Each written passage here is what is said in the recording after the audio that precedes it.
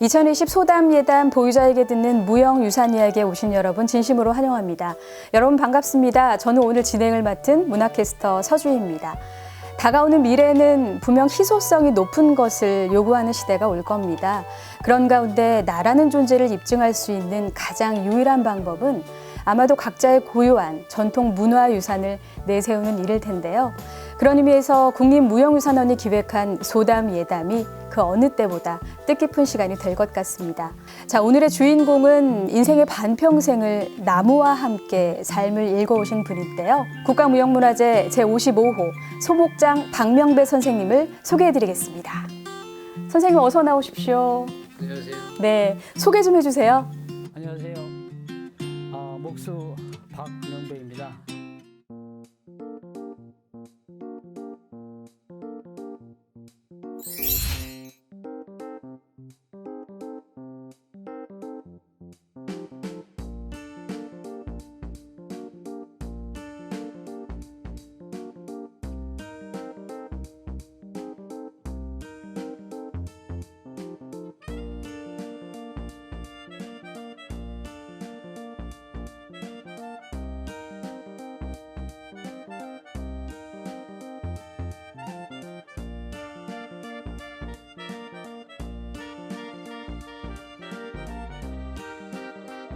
자, 선생님, 오랜 시간 같은 길 한 길만을 고집한다는 것이 요즘 세상에 참 쉽지 않습니다. 무엇보다 이 대부분의 인간문화재 장인 선생님들은 그 집안의 가업을 잇기 위해서 힘든 장인의 길을 택한 분들이 많으신데요. 우리 박명배 선생님은 어떻게 해서 나무와 인연을 맺게 되신 건가요? 저는 어릴 때 충남 저 홍성에서 태어났습니다. 홍성이 고향이세요? 예, 홍성이고요. 네. 학교는 초등학교를 나왔고 네. 18살 때에 서울로 상경을 해서 네. 이 소목 일을 시작을 하게 됐습니다. 근데 처음 시작하게 된 계기는 저희 친척 형 한 분이 네. 이쪽 분야에 종사하고 계신 분이 있었습니다. 그래서 그 형이 앞으로 먼 훗날 네. 이 공예계가 앞으로 괜찮을 수도 있으니 한번 해볼 용의가 있느냐 네. 해서 한번 제안을 했습니다. 그래서 한번 제가 볼게요. 네. 가서 보고 마음에 들면 하겠습니다. 이래가지고 갔습니다. 가가지고 찾아간 곳이 당시에 서라벌예대 공예과 교수로 재직하시는 교수님 네. 공방이었었습니다. 가서 그 안에서 이루어지는 일들이 상당히 재미있고 흥미로웠습니다. 그래서 거기가 시발이 돼서 오늘날까지 일을 하게 됐습니다. 그런데 선생님 그 처음 들어가셨던 공방이 제가 알기로는 이 전통 목공예를 하는 공방이 아니라 서양 목공예를 하는 곳이었다고 알고 있어요. 예, 맞습니다. 서양 목공예라고 말씀하셨는데 네. 저는 그냥 현대공예라고 보겠습니다. 예. 네. 그래서 우리나라에 보면 전통공예와 현대공예가 이렇게 양분되어 있습니다. 현대공예는 주로 전공자들이 네. 하고 있는 분야이고 그다음에 전통공예는 장인들이 담당하고 있는 분야 이렇게 두 분야로 나눠져 있는데요. 처음에는 전통이 뭔지 현대가 뭔지 모르고 그냥 시작을 했습니다. 네. 하다 보니 참 하는 이 그 과정의 일과들이 매우 즐겁고 재미가 있었습니다. 그리고 그 안에서 어떤 만들어지는 공예품들이 하나하나가 다 작품이었고 각 개인들이 주문해서 만들어진 작품이었습니다. 선생님 그 개인들이 어떤 분들이셨죠? 뭐 다양한 층인데요. 뭐 학생에서부터 학생들. 또는 뭐 그 개인 작가 또 그 외에 여러 분야의 아이디어를 가지신 분이 기능을 의뢰하는 경우에 그런 일들이 우리 그 공예 아뜰리에에서 이루어졌습니다. 그래서 뭐 내 스스로가 작가인 것 같은 착각을 느낄 정도로 네. 하나하나가 매우 이렇게 새롭고 재미있었습니다. 그래서 이제 거기에서 주로 하던 일들은 네. 목분이 아니라 네. 금속도 했고 조각도 했고 실도 했고 여러 가지를 다 했습니다. 네. 그리고 거기에 나와서 같이 작업을 하시는 사형들은 사형이라면 선생님 좀 구체적으로 선배 형님들이요. 선배 형님들이죠. 네. 사형들은 다 전공자들, 아, 네. 서울예대 졸업생들 또는 작품 활동을 하고자 하면서 네. 우리 선생님의 도움을 받고자 하시는 분들 이런 분들이 이제 많이 오셨습니다. 그래서 이제 그분들에게 제가 보조자였었죠. 예. 그러면서 여러 가지를 많이 배우게 됐습니다. 첫 출발부터가 네. 매우 저한테는 되게 좋은 그런 선생님을 만났고 저한테는 그런 선생님을 만났다는 자체가 또 저한테는 큰 인연이었고 오늘날까지 그런 선생님들의 영향은 밑거름이 되고 지금도 자랑스럽게 우리 네. 선생님들을 말씀드립니다. 그러셨겠네요. 그러니까 말씀하셨듯이 선생님 지금은 현대공예를 하는 작가분들이나 또 현대공예를 배우는 학생들은 본인이 디자인을 해서 본인의 작품을 만든다면 그때 당시 선생님께서 그 현대공예 그 공방에 처음 들어가셨을 때만 해도 작가분들이나 뭐 학생들이 디자인만 했고 그 기능을 의뢰하는 것은 선생님이 계신 곳에서 의뢰를 했다 이 말씀이신 거죠? 뭐 어느 학생은 본인이 네. 해보겠노라고 열심히 해보다가 네. 도저히 하다 못해서 조금 남겨놓고 가져오는 경우도 있었고 네. 뭐 같이 제작에 참여해서 네. 같이 작업하고 같이 밤새고 네. 그런 경우들이 많이 있었습니다. 참 뭐 보람된 일도 있으셨을 것 같고 앞서 잠깐 말씀해주신 그 사형, 그 형님들 얘기 조금만 더 들려주세요. 뭐 기억에 남는 일화 뭐 이런 거 있으셨어요?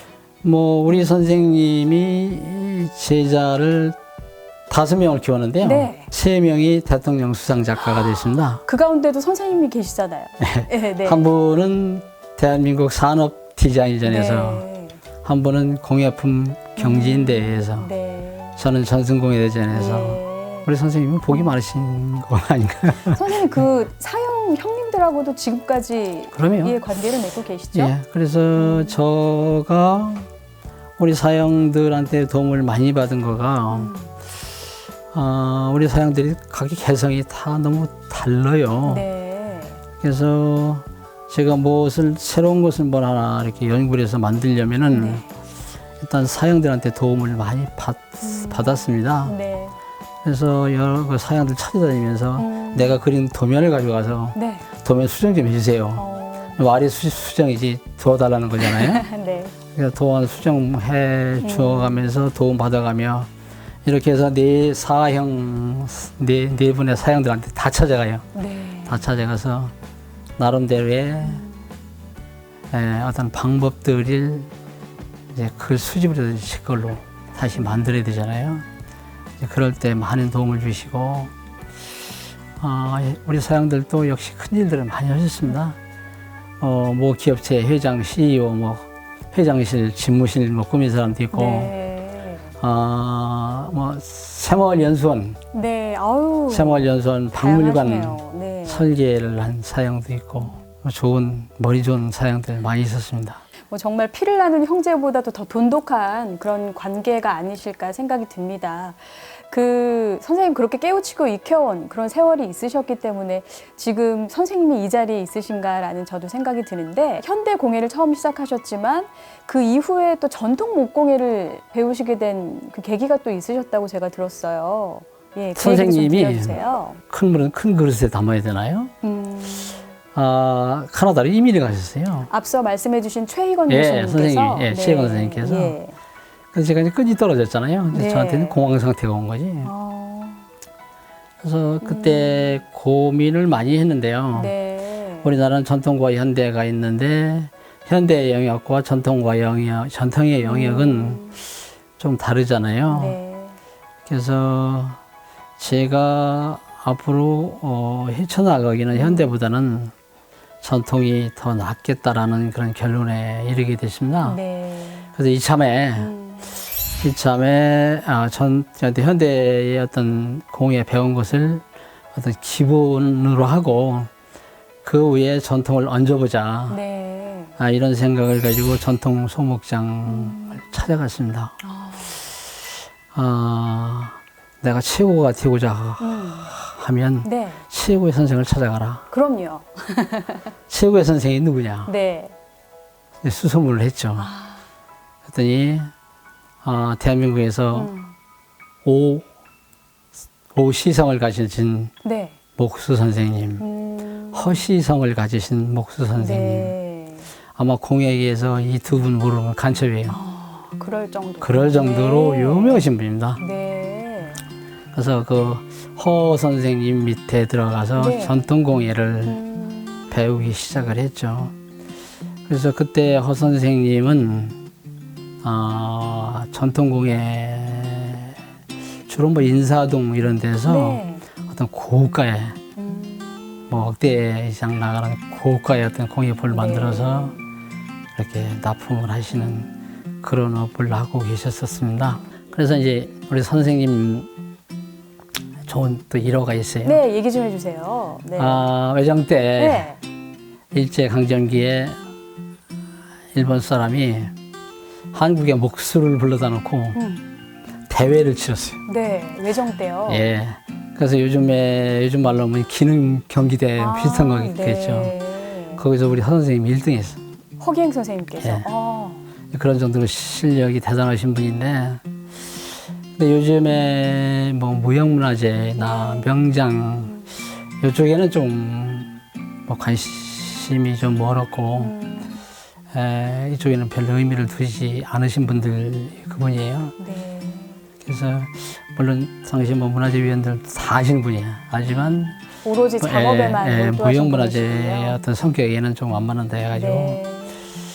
그래서 무형문화재와는 좀 거리가 있지만 그래도 실력으로 봐서는 대한민국의 탑이었다. 네. 제가 그렇게 생각을 하고 늘 마음속으로 그분의 어떤 모습을 요즘에도 이렇게 생각을 하고 옵니다.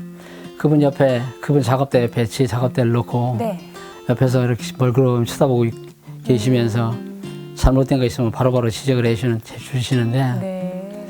상당히 예리하고 날카롭습니다. 그래서 그분의 별명을 네. 일본말로 사시가네라고 이런 풀이하면 그러니까, 어떤 뜻이죠? 선생님? 각도자. 그래서 각도자를 굳이 재보지 않아도 눈으로 보면 다 안 되는 정도로 네, 그 정도로. 우리가 선생님을 부를 때 저기 각도자 오시네 이럴 정도로 훌륭하신 분이었습니다. 이제 그분 밑에서 또 전통공예의 네. 어떤 기법을 배웠죠. 전통공예의 어떤 기법은 뭐 한 100여 가지가 되거든요. 네. 근데 100여 가지를 하나에서 10가지 다 배우려면 아마도 평생 배워야 될 것 같습니다. 그래서 뭐 몇 가지의 기능을 배우면 다른 건 이렇게 대동소이하니 나머지는 이제 본인 스스로가 이렇게 해결해 나갈 수 있는 것이겠죠. 그러면서 두 분 선생님들한테 우리 시혜권 선생님이나 우리 허기현 선생님들한테 배운 것은 어떤 깊이 지금 느끼면서 느끼는 것은 네. 마음가짐, 정신 자세, 정신 상태라고 그러는데 그때는 네 정신 상태가 됐어 안 됐어 이래가면 했는데 그런 것들이 오늘날의 제 밑거름이 되지 않았나 그렇게 생각을 해봅니다. 네, 들려주셨듯이 정말 현대공예를 하셨던 최일권 교수님 그리고 전통공예를 하셨던 허기행 선생님에게서 어떤 기술적인 면을 선생님이 사사받으셨다면 선생님 곁에는 또 정신적인 스승님이 한 분 더 계시잖아요, 선생님. 최순우 선생님이라고 네, 이야기 좀 들려주세요. 네. 예. 제가 감히 최순우 선생님 밑에서 배웠다. 최순우 선생님을 내가 선생님으로 이렇게 모신다. 선생님은 저 같은 사람 제자로 두지 않습니다. 대한민국의 석학들이 다 그분 제자예요. 그러나 일개 장인으로서 저한테 큰 영향을 주신 분 중에 한 분이고 네.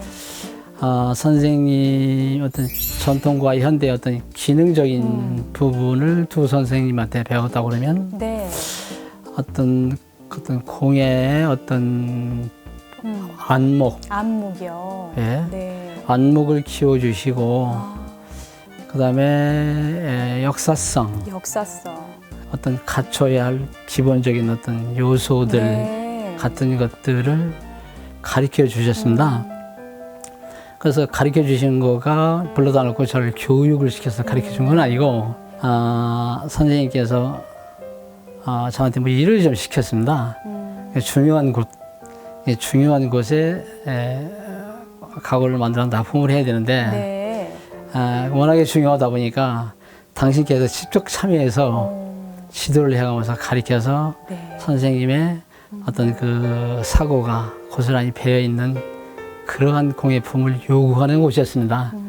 그래서 더불어 선생님의 지도를 그런 과정을 통해서 자연스럽게 사사를 받게 됐죠. 선생님, 최순우 선생님은 처음에 어떻게 만나시게 되신 거예요? 저한테 이제 그 가구를 이렇게 구입하시는 분이 있었어요. 네, 선생님 주변에. 네. 예. 그래서 이제 그분이 이 박물관에 이게 학예사로 근무하셨었어요. 네. 그래서 그분 말씀이 내가 보기로 당신은 솜씨도 있고 재주는 있는데 네. 좀 부족한 면이 있다. 그러니 그 부족한 면을 채우려면 이분을 만나 봐라. 그 학예사분 소개로 예. 최순우 선생님을 만나신 그래서 거군요. 제가 어떻게 하면 그분을 만납니까? 어떻게 하면 됩니까? 하고 붙잡고 이제 사정을 했죠. 했더니 동안에 당신이 만든 거를 당신이 괜찮게 만들었다 생각되는 것을 하나 가지고 가서 평가를 부탁을 받자. 그렇게 해가면서 가지고 그 어떤 작품 갔어요. 가지고 그게 이제 가셨어요? 연상이거든요. 연상이요? 네, 연상. 네. 벼루 이렇게 벼루집을 넣는 상, 네. 문방사호의 하나이잖아요. 예. 가져갔더니 그 상을 보시고 솜씨는 마음에 들었는지 마음에 들었는데 디자인은 마음에 안 들었던가 봐. 최순우 선생님께서 네. 그래서 여기는 이렇고 저기는 이렇고 부분적인 수정을 해주시며 다시 하나 만들어 가지고 와봐 네. 이러시더라고요. 그래서 다음에 그 지적해 주신 대로 그대로 만들어 가지고 갔습니다. 네. 그냥 놓고 가래요. 네. 놓고 가면서 저 비서실에 가서 계좌번호 적어놓고 가라는 거예요. 선생님, 예. 적어놓고 오셨죠? 예. 적어놓고 왔더니 네. 그 다음 날이 계좌로 송금이 되어 있더라고요. 그분과 인연이 돼서 네. 여러 곳에 여러 일들을 많이 했습니다. 그렇게 해서 인연이 예, 맺게 되신 그렇게 해서 거군요. 인연을 맺게 네. 됐습니다. 뭐 여러분 잘 아시겠지만 최순우 선생님에 대한 이야기를 제가 또 좀 덧붙여 말씀을 드리자면 선생님 잘 아실 거예요. 최순우 선생님은 우리 한국 미술 이 문화재를 연구하고 또 보존하는데 정말 앞장서 오신 학자이신데요. 지금 그 서울 성북동에 가시면 이 최순우 선생님께서 1984년 작고하실 때까지 기거하셨던 그 옛집이 지금 그대로 잘 보존이 되어 있습니다. 근대 한옥으로 지어진 선생님 건물이잖아요. 예. 지금 또 우리나라 그 시민문화재 1호로 등록이 돼서 많은 분들이 이것을 찾고 계신데 저는 기억에 남는 게 선생님 최순우 옛집에 가면 가구들이 굉장히 많아요. 사방탁자도 있고 다 거의 선생님 작품 아닐까요? 다는 아니고요. 네. 일부 있습니다. 일부 예. 있죠? 네. 여러분 가시면 만나보실 수가 있습니다. 그 선생님 최순우 선생님 이야기를 좀 더 이어가 볼게요. 그 선생님께서 앞서 문화재를 보는 안목, 이런 정신 이런 것도 강조해 주셨다고 했지만 특히나 가장 저는 기억에 남는 이야기 중에 하나가 도면 그리기를 그렇게 강조하셨었다면서요. 그 이야기 좀 들려주세요. 네. 그리고 얼마 있다가 또 비서실에 전화가 왔어요. 여기 중앙박물관장 비서실인데 관장님이 당신을 뵙고자 한다. 그러니 몇 월 며칠 몇 시까지 와라. 네. 그래서 갔죠. 갔더니 또 역시 이제 중요한 곳에 중요한 가구를 또 만들어라라고 시키는 네. 거예요. 그 많은 책 중에 네. 몇 가지를 이렇게 선별을 해서 그거를 이제 책을 주시면서 책을 가지고 가서 이걸 그대로 도면 제시된 그 책에 나와 있는 실적대로 네. 도면을 그려서 가지고 와라 이러시더라고요. 그래서 도면을 그려가지고 갔습니다. 한 일주일 그렸어요. 한 일주일 그냥 밤새고 그렸습니다. 열심히 그렸습니다. 네. 정성을 다해서 그렸습니다. 그려가지고 갔더니 벽에다 붙여 그러더라고. 최순호 선생님께서. 예. 예. 그 도면을 벽에다 붙여놓고 가구의 키 높이의 벽에다 가구를 붙여놓고 보니까 네. 뭐가 보입니까? 비례가 보이더라고요. 비례. 예. 예. 그 비례가 넓이, 폭, 그다음에 면 분할 이런 것들이 그때서 비로소 보이는 거예요. 그러면서 하나하나를 지적을 해주시면서 네. 우리 전통 목가구는 이런 아름다운 비례를 가지고 있으며 이 비례는 우리 목가구를 가장 아름답게 표현한 조형적 특징 중에 하나로 우리가 매우 중요시해야 된다라고 가르쳐가며 저한테 알려주신 겁니다. 네. 그래서 그 기법은 저도 지금 제자한테도 지금 똑같이 가르치고 있습니다. 그렇게 해서 그 도면을 수정을 해가지고 주십니다. 그래서 메모를 해주시면 집에 와서 다시 다 또 그려가지고 와요. 네. 그렇게 한 번에 끝나느냐? 아니고 아니고. 한 3번을 합니다. 네. 그리고 마지막에 하신 말씀이 네. 벽에다 붙여놓고 지나다니면서 봐라. 그래서 오늘 보고 내일 보면 또 다를 것이다. 그렇게 해서 일주일이 경과될 때까지 최소한 이 그림은 이 자리에 일주일 붙여놓고 지나다니면서 봐라. 네. 그리고 가장 완벽하다 싶을 때 비로소 제작에 임하거라 하시는 말씀하시는 거예요. 그래서 제가 요즘에 전통 가구 만들면서 네. 제 가구들이 다분히 좀 현대적이다는 둥 이런 얘기들을 좀 많이 하는데요. 네. 결코 현대적이진 않습니다. 전통적인데 전통공예인데 좀 비례가 좀 이렇게 경쾌하다고 그럴까요? 그런 것들이 매우 많은 신경을 쓰게 됩니다. 그래서 아름다움,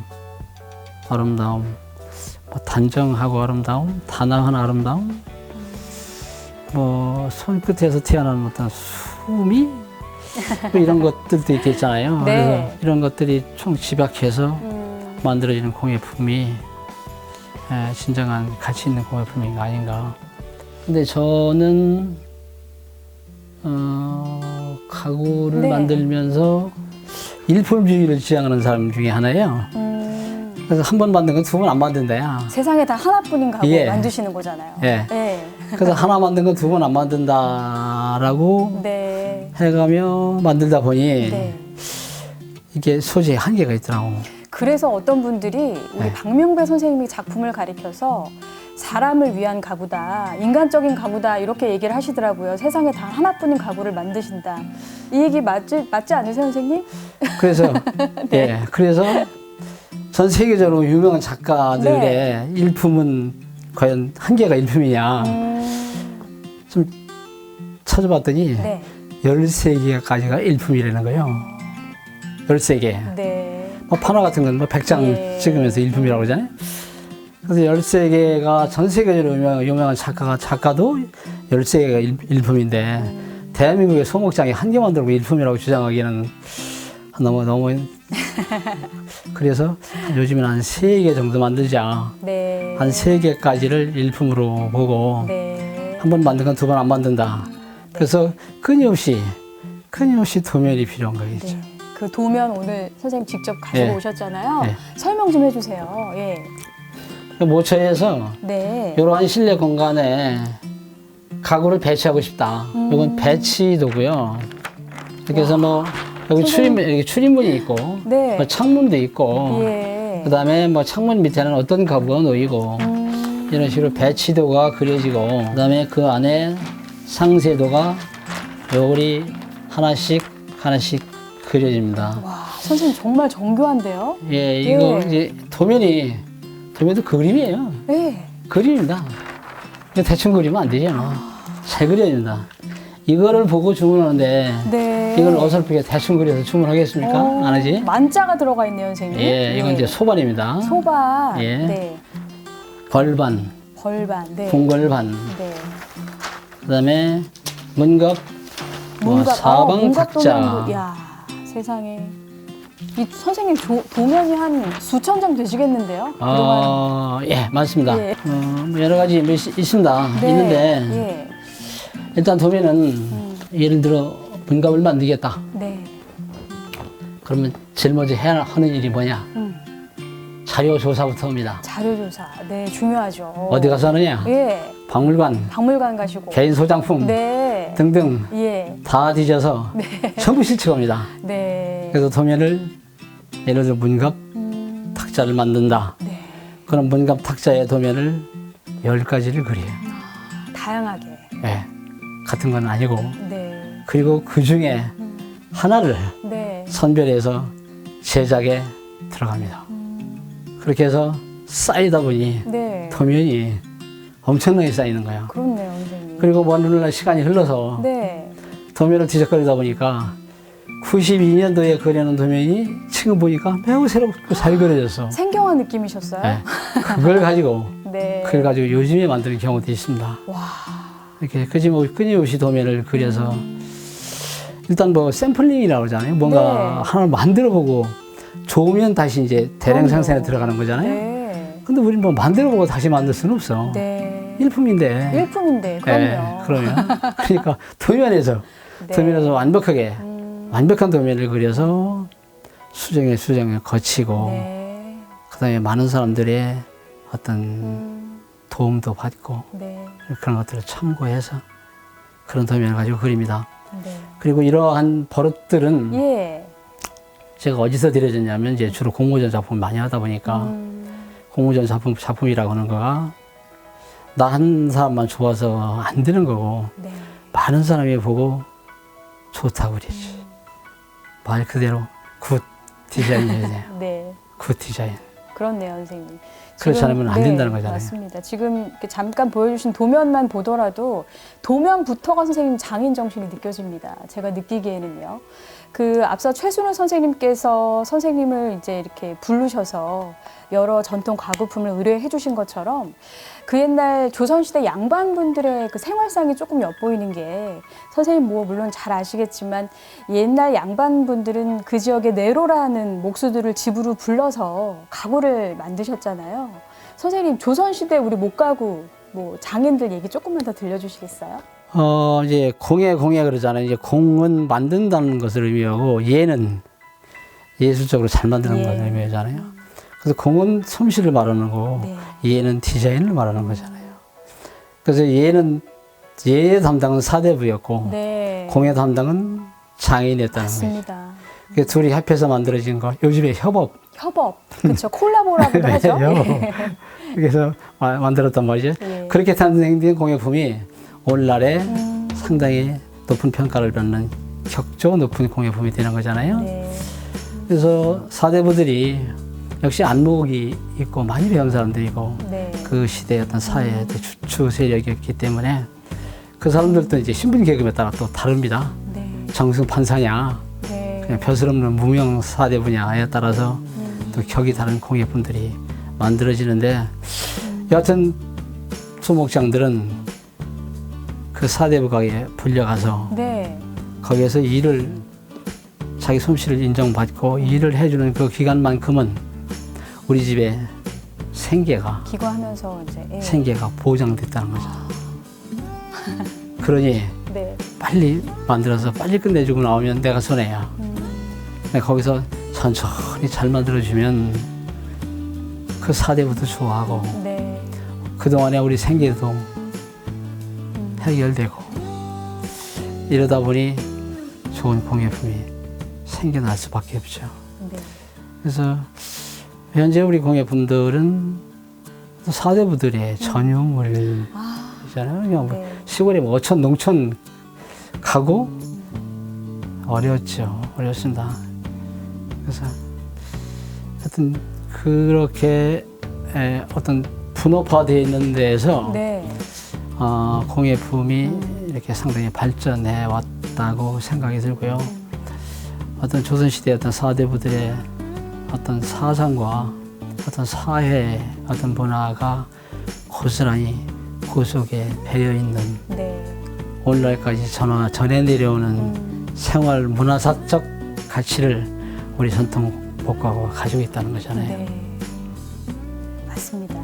그 선생님 앞서 뭐 들려주신 여러 스승님들 만나셨잖아요. 어떻게 보면 선생님 인복도 좀 있으신다고 제가 느끼고요. 예, 맞습니다. 인복 있습니다. 그런데 선생님 다시 우리가 좀 원론적으로 돌아가서 대부분 대한민국의 장인 선생님들은 그 전통 기법을 익혀온 그 장인 선생님 밑에서 도제식으로 많이 교육들을 받으셨고 또 이제 이수를 해서 이제 지금까지 계속 이어오신 분들이 많으신데 선생님 이런 말씀드리기 조금 송구스럽습니다만 선생님은 뭐 물론 많은 스승님들이 계셨긴 했지만 전통을 잇는 장인분 밑에서 이렇게 배우지 않으셔서 한때는 좀 고민에 빠지신 적은 없으셨는지 좀 궁금합니다.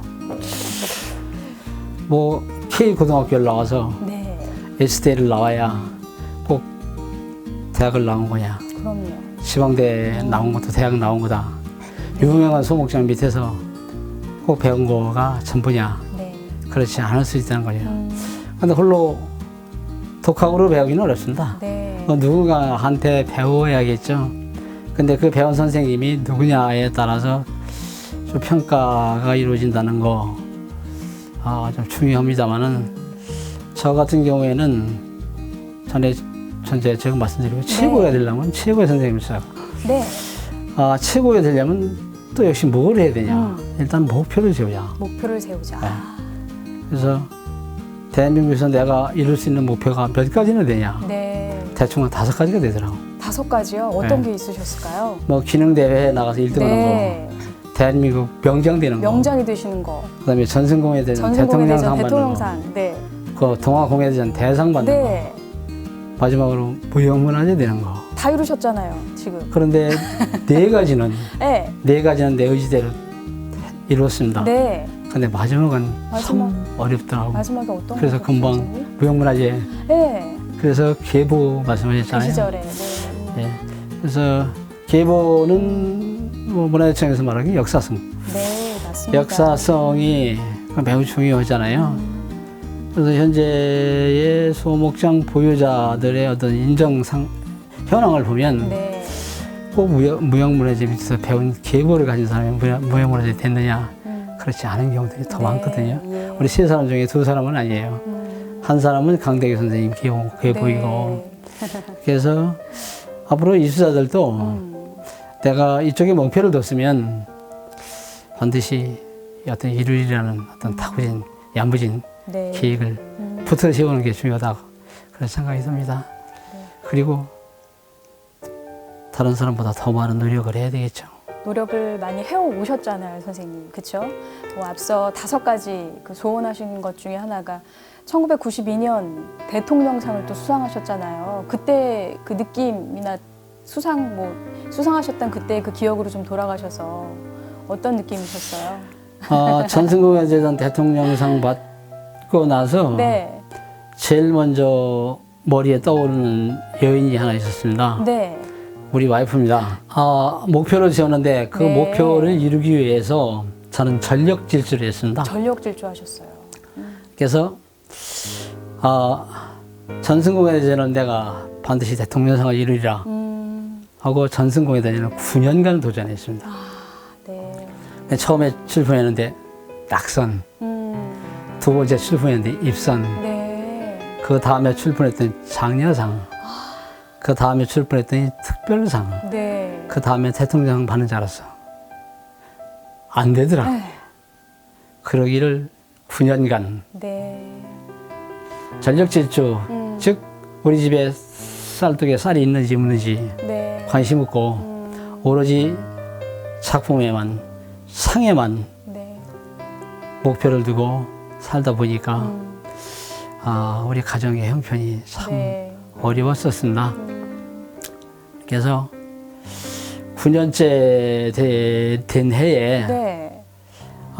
내가 더 이상은 우리 가장으로서 우리 와이프나 네. 애들한테도 미안하다는 생각이 들더라고요. 그래서 평범한 것 만들어 가지고 그냥 장려상 정도 받으면 네.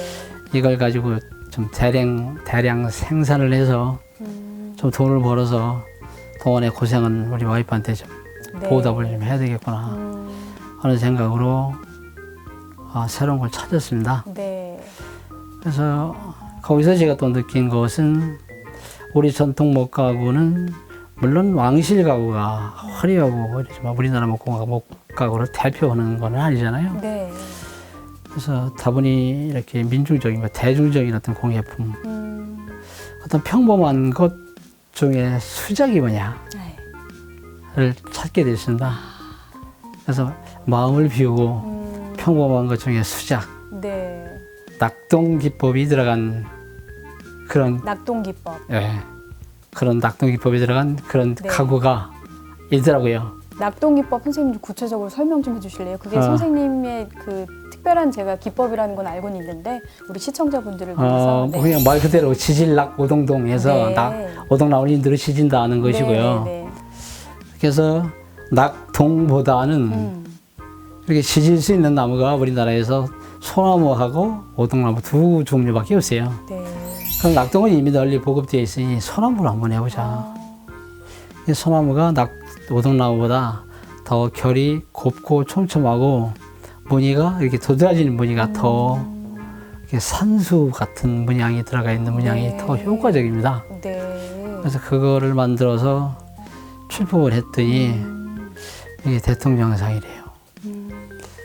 그래서 제가 박수 한번 쳐드리고 싶습니다. 감사합니다. 네. 그래서 전승공예 대전이 8개 분야잖아요. 네.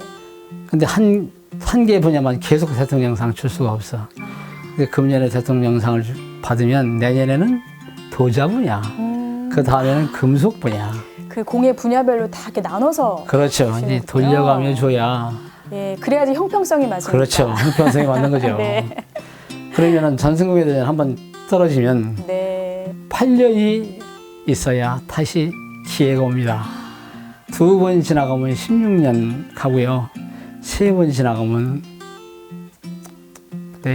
내 생에 좀 네. 어려워지겠죠. 그래서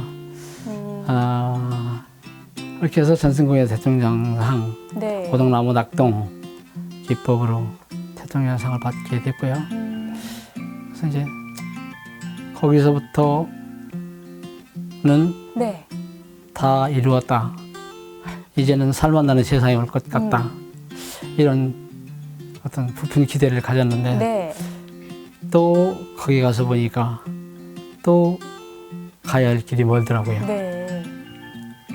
그러고 나서 선생님 무형문화재가 되신 건 또 몇 년 후죠? 그리고 네. 이제 18년 전입니다. 이야, 정말 선생님이 인고의 세월입니다. 이 무형문화재 되셨을 때는 뭐 더할 나위 없이 기품을 감출 수가 없으셨을 것 같은데요. 이제 전승공예 대전 대통령상 받으면 네. 그때는 규정이 그랬습니다. 네. 그 다음에는 네. 무형문화재 10위 대상이 됐어. 한 바로 단계 더 올라가신 거죠? 바로. 네. 그래가지고 이제 92년도에 대통령상 수상자가 됐고 93년도에 무형문화재 인정 네. 실사 인정 예고 받으시고. 아니요 인정 인정 예고가 실사? 예, 실사를 받았습니다. 네. 근데 실사를 받았는데 그 실사 보고서를 보니까 네. 아직 나이가 젊으니 선생님 그때가 43살. 실례지만 젊으셨네요, 네. 선생님. 나이가 청년이셨네요, 젊으니 청년. 나이가 젊으니 네. 그냥 후보로 뒀다가 나중에 보유자로 해줍시다라고 이렇게 보고서가 네. 들어와 있더라고요. 그래서 그 보고서는 그때 그렇게 해서 그냥 사라졌고 그 후로 이제 뭐 한 18년이라는 세월이 흘렀는데 네. 이제 그도 한갑이 넘었는데 내가 무슨 무형문화재 시켜주겠냐 또 마음을 비웠죠. 마음을 비웠는데 동안에 제가 다른 사람보다 네. 상당히 이렇게 앞서 있다고 이렇게 착각을 하고 살았습니다. 그래서 다른 사람보다 동아공예 대상에 전승공예 대통령 양대 타이틀 두 개를 다 가지고 있는 사람은 저밖에 없어요. 네. 그 다음에 상당히 앞서 있고 그렇다고 생각했는데 어느 무슨 뭐 협회 무슨 뭐 회의가 있어서 갔더니 우리 옛날에 이렇게 뭐 같이 있던 우리 동료들은 저 위에 단상에 가서 앉아 있고 나는 그 아래에서 이렇게 위를 쳐다보가며 네. 위를 우러러보고 있더라고요. 그래서 상당히 좀 기분이 좀 그렇더라고요. 그래서 여하튼 마음은 비울 수밖에 없었습니다. 마음 비우고 열심히 또 연구를 하고 노력을 했습니다. 네. 제가 연구하고 노력할 수밖에 없었던 것은 네. 제가 또 강의를 나가고 많은 사람을 이렇게 지도를 하다 보니 또 많은 질문이 들어오잖아요. 그럼요. 그래서 이제 또 선생이 돼가지고 질문 답변 못하면은 저는 좀 그런 생각을 해요. 선생님도 선생, 존경의 가치가 있을 적에 진정한 선생이지 선생이 우습게 보이면 선생이 아니더라. 이런 생각이 들더라고요. 그러면서 열심히 노력을 했습니다.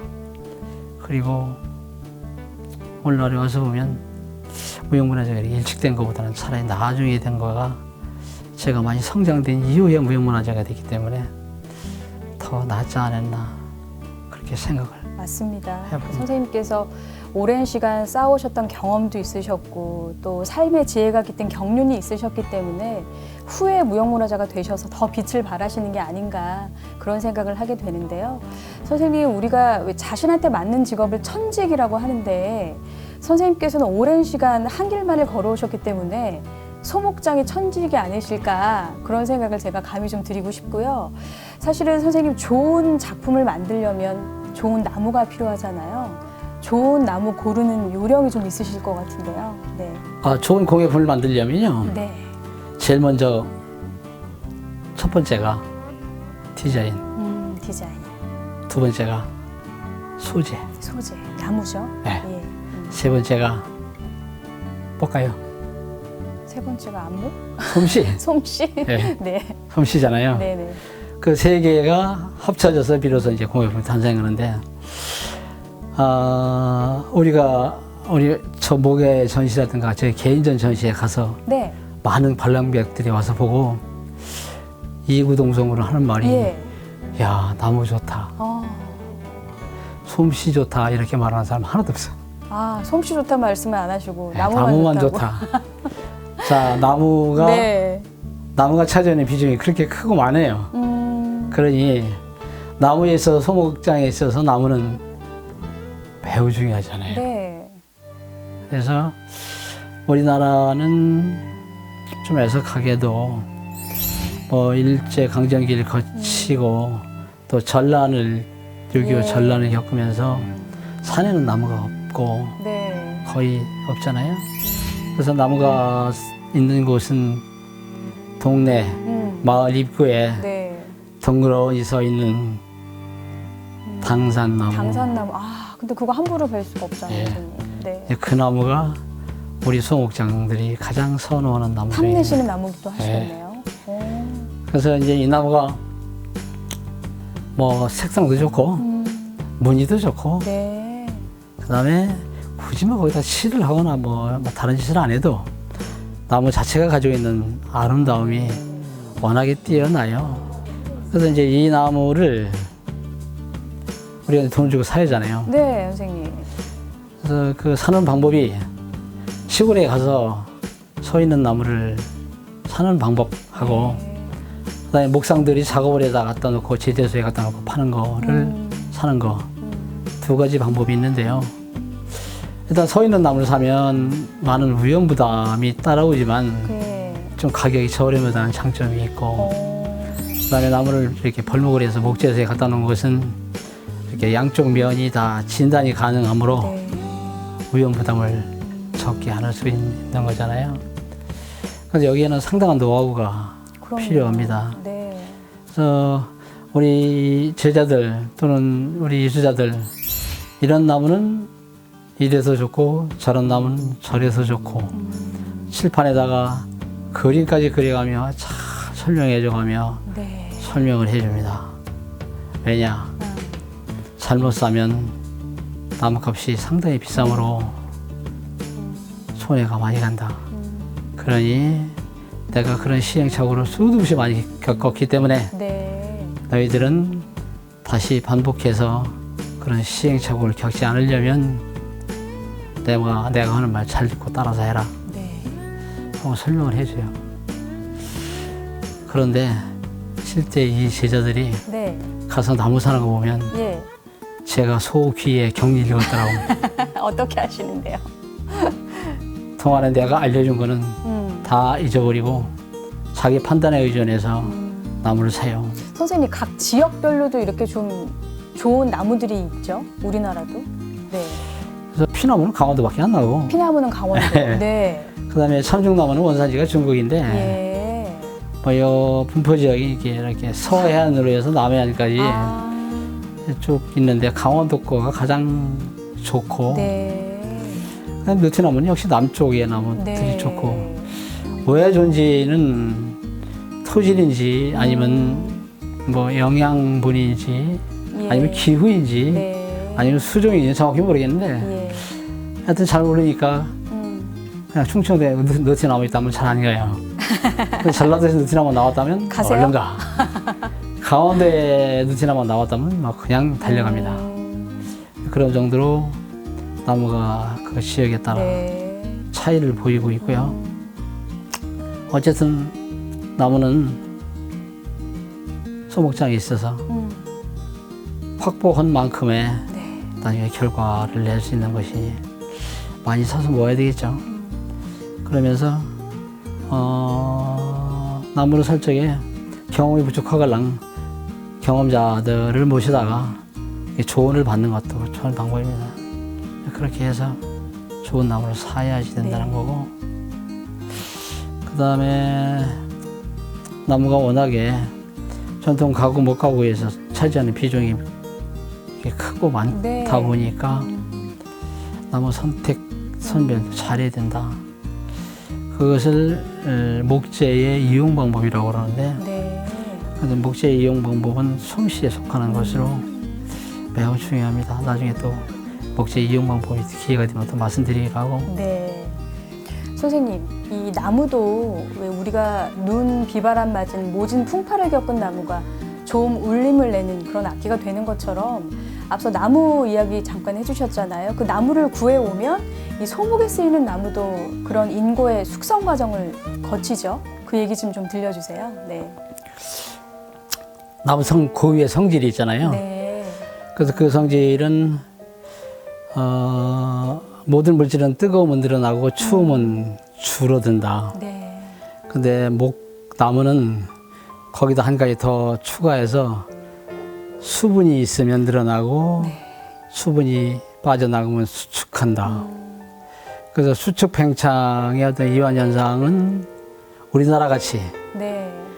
여름에는 고온다습하고 겨울에는 춥고 건조한 계절에는 늙고 줄고가 매우 심하게 나타난다. 네.